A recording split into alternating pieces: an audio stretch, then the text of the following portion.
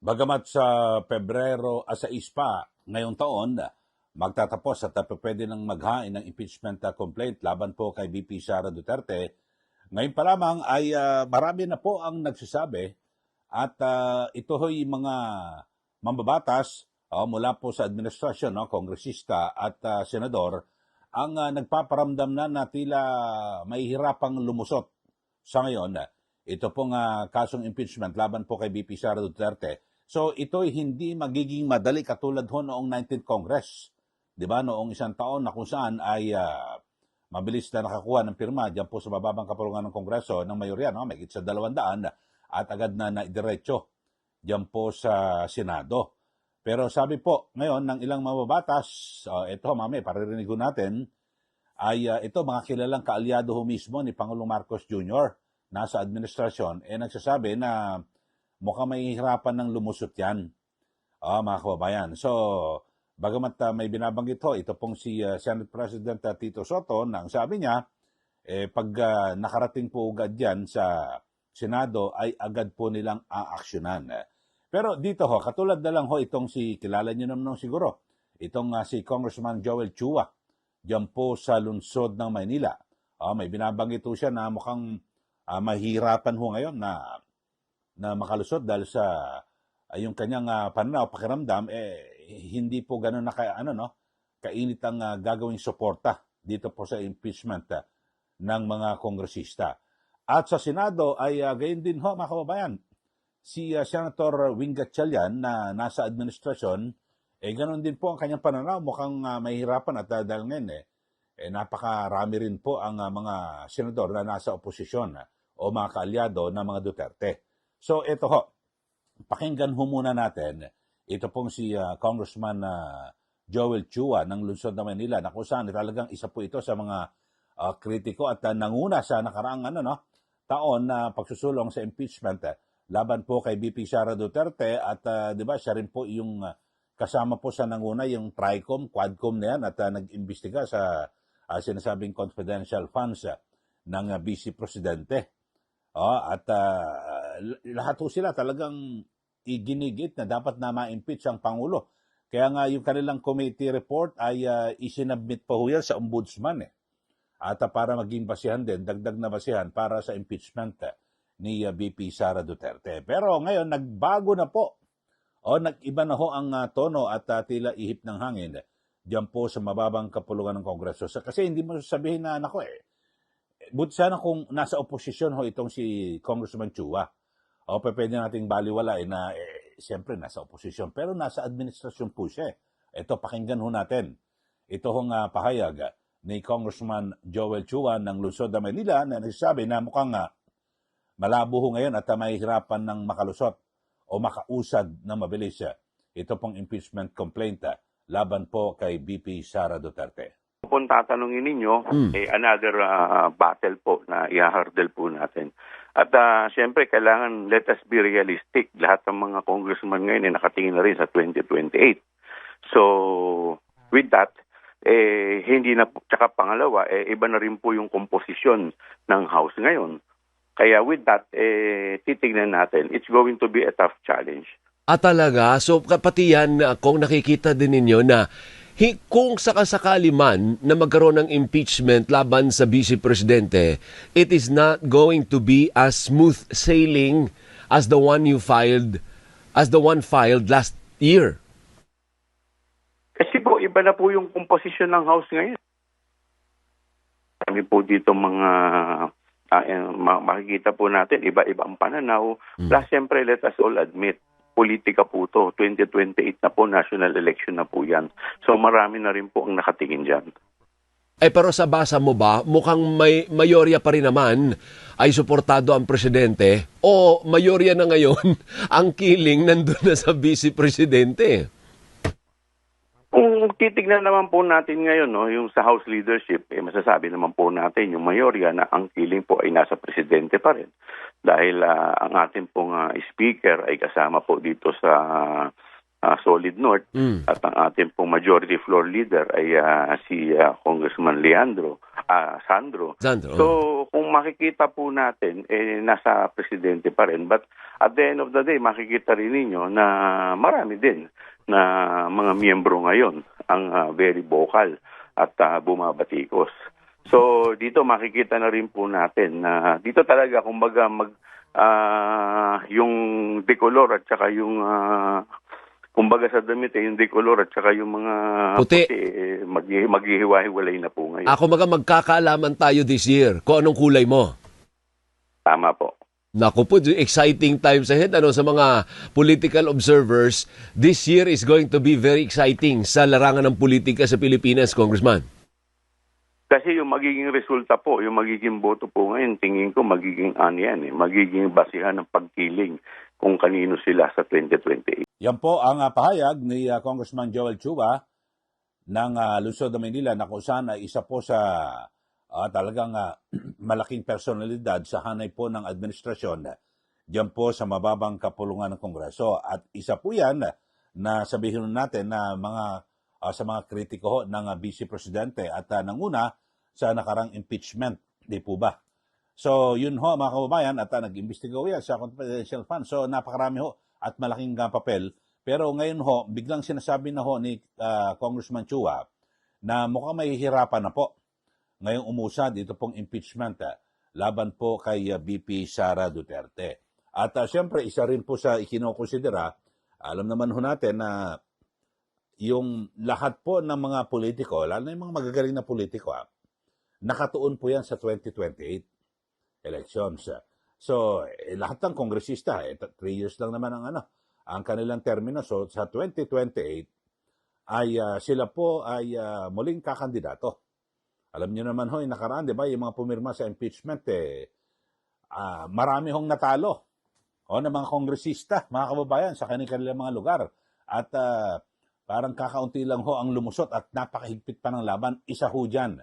Ito pong si Congressman Joel Chua na gabuhok lang at muntik pang matalo dyan po sa lungsod ng Maynila.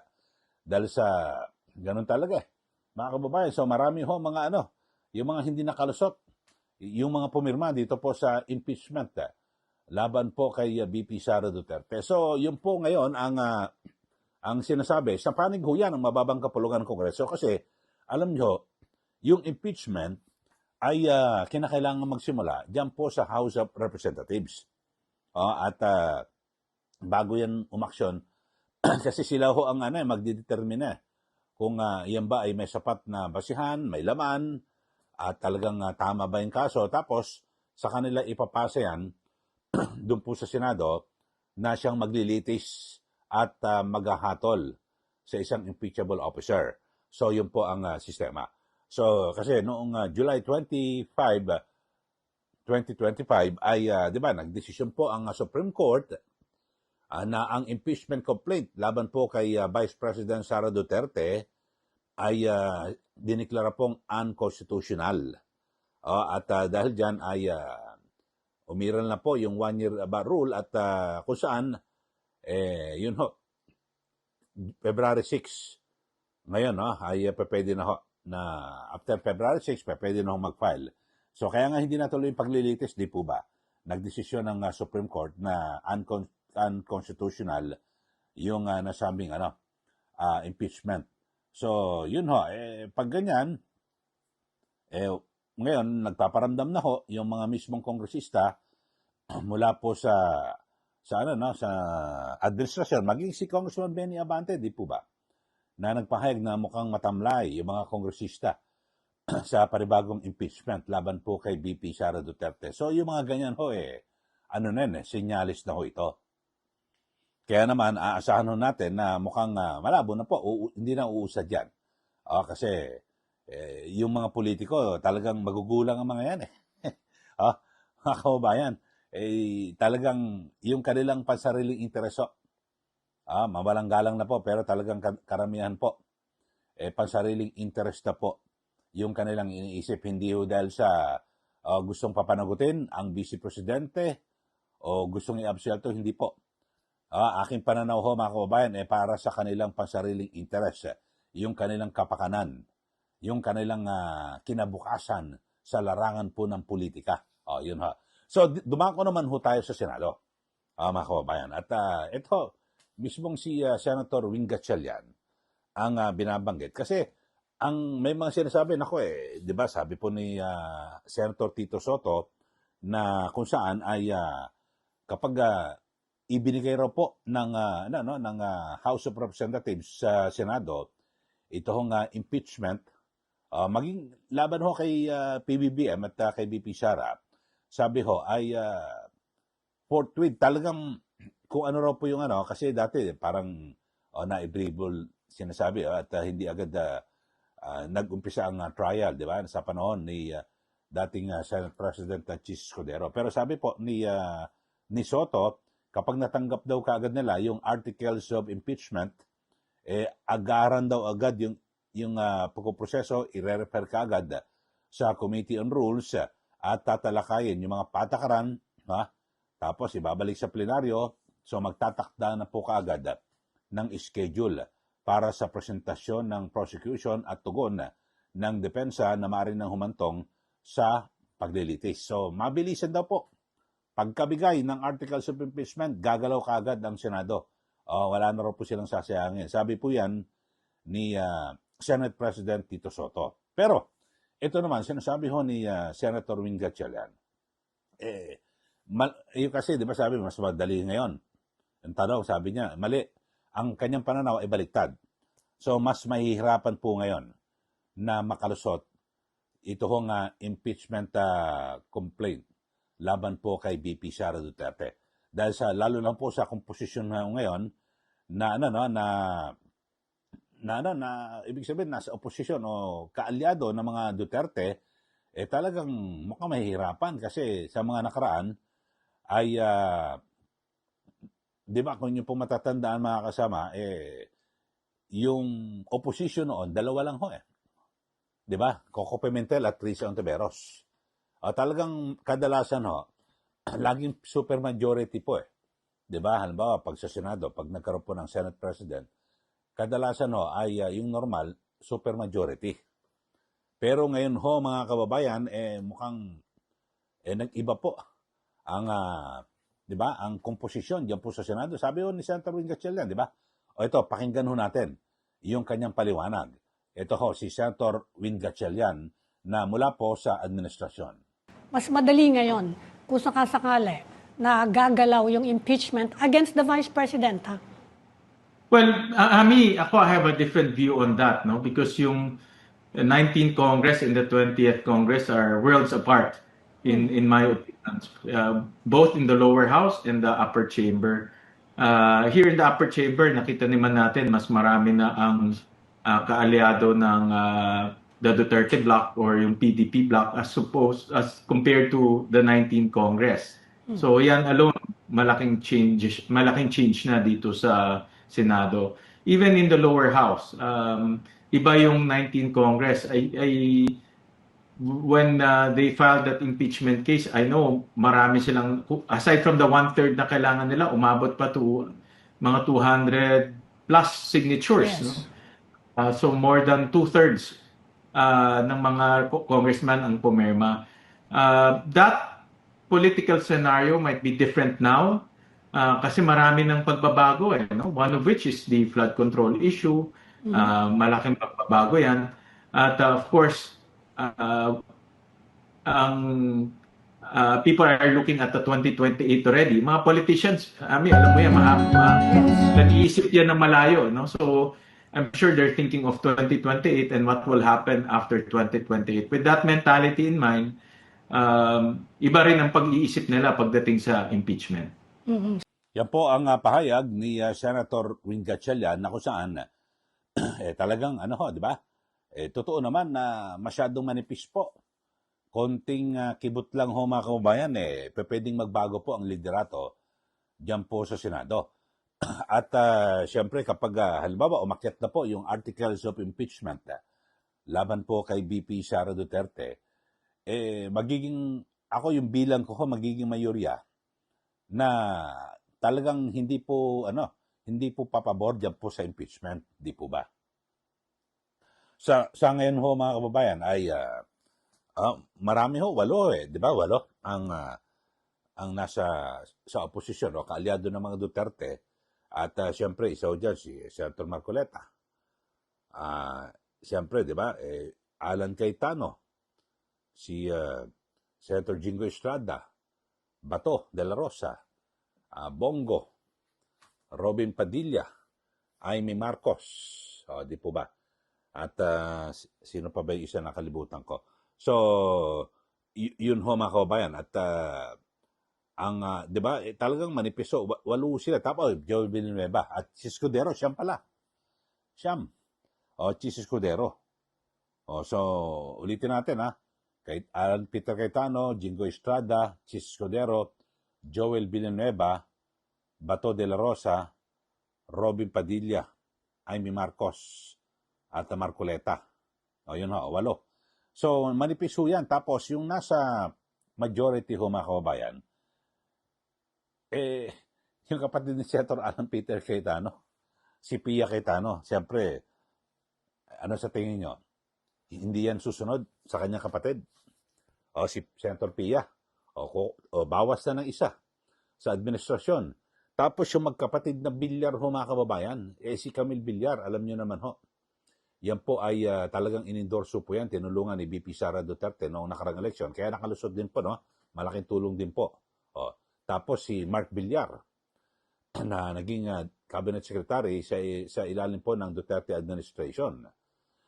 So marami ho. At ayan no, baka si Senator Min Gatchalian yun ho mga kaumayan. So talagang tama ang yung pagtaya at pag-iisip ni Senator Wing Gatchalian na mukhang malabo na makausa din sa Senado. Halimbawa kung sakasakaling pwersahin lumusot po sa House of Representatives, sa Senado malabo rin. So yun ho. Pero nagsasalita na rin mismo itong si Congressman Joel Chua na kaalyado po ng administrasyon, talagang isa po sa mga kritiko ng ni VP Sara Duterte, di po ba, pati si Congressman Benny Abante at iba pa ho ng mga kongresista, mukhang diyan pa lang sa House of Representatives, baka hindi na umakyat sa Senado, diyan pa lang dedo na, di po ba? Kayo ho sa ating mga kababayan, ano po masabi niyo rito? At uusad pa ba? Or hindi na? Ito hong impeachment na napipinto ngayong Pebrero laban po kay VP Sara Duterte. Sa akin pananaw mga kababayan, diyan pa lang sa House of Representatives, mukhang malabo na. Dahil sa yung mga kongresista, hindi po nila isinasang alang-alang. Yung sabihin natin na halimbawa, yung kaso ay meron pong merito, may mga ebidensya, wala po, hindi na po titingin yan nako, VP Sara, malamang na ito ho ang manalo sa 2028 di siyempre magdidikita naman. Ayan. So, ganun na. Pasariling interest po, mga kababayan, ang naiisip ko ngayon ng mga politiko. At siyempre, malapit na ho. Alam niyo naman ho, nakaraan na, maring nagtanda na po sila at nagsilbing eleksyon noong nakaraang 2025 elections na yung mga pumirma sa impeachment laban po kay VP Sara Duterte, marami pong natalo. At maging sa Senado, ganun din ho, na kung saan ay kalahati ho kasi ng mga senador sa Senado ay kakandidato sa 2028. So, doon pa lang ho yan kung sakali umakyat ho yung articles of impeachment laban po kay VP Sara, dyan po sa Senado, wala ho. Yung kalahati, may iwan. So, yung kalahati, kakandidato, bagamat iba, may magre-retiro na, tapos may papasok na iba. So, talagang, hindi po, lalo yung mga re-electionists. Kapag umakyat yan, mga kababayan, at tapos popular si VP Sara, sasama yan na pigilan yung impeachment. So, yun lang ang pananaw, So, talagang pasariling interest. Kaya nga sinasabi itong impeachment, mga kababayan, numbers game po ito Talagang yun po ang realidad. Talagang, wala ho silang pakialam na kung ano merito ng kaso na yan, kung talaga bang nagkasala, may ebidensya. Wala po. Laging ang isa po sa numero 1 na tinitingnan ho ng mga politiko, mga kongresista man o mga senador, yung hinaharap. Yung kanilang kinabukasan ng karera nila sa politika. Sa 2028, ano ba mangyayari sa atin kapag si VP Sara Duterte ang naging presidente, tapos tayo ang bumoto na ma-impeach siya pero hindi na-impeach, todas tayo lahat. Walis tayo. Lalo na yung mga probinsya diyan, lugar na namamayani, yung dynasty yan, na iisa o ilang pamilya lang ho ang may pwesto. So nako, yan mag-iisip po yan, mga magugulang ho mga yan. Sige, magbigay na po kayo ng comment dito po sa ating issue na pinag-uusapan ngayon. At ngayon, ang sinasabi ko nga ho, base rin po sa ating mga nakuha ng mga impormasyon mula po sa administrasyon ho ito. Malabo pong makalusot ito hong panibagong impeachment laban po kay VP Sara Duterte dahil sa malapit na po ang 2028 elections at nangunguna ho sa kasalukuyan ito pong si VP Sara Duterte na posible o malaki ang posibilidad na maging Pangulo sa 2028. So yun lang po mga kababayan, sa mga bago lang po sa ating channel, mag-subscribe na po kayo at huwag niyo po kalimutan na i-like at i-share. Tingnan niyo rin po at paki-follow rin po yung ating Facebook account, Eli Saludar. Maraming salamat. Muli, ito po si Ka Eli. Magandang araw po sa ating lahat.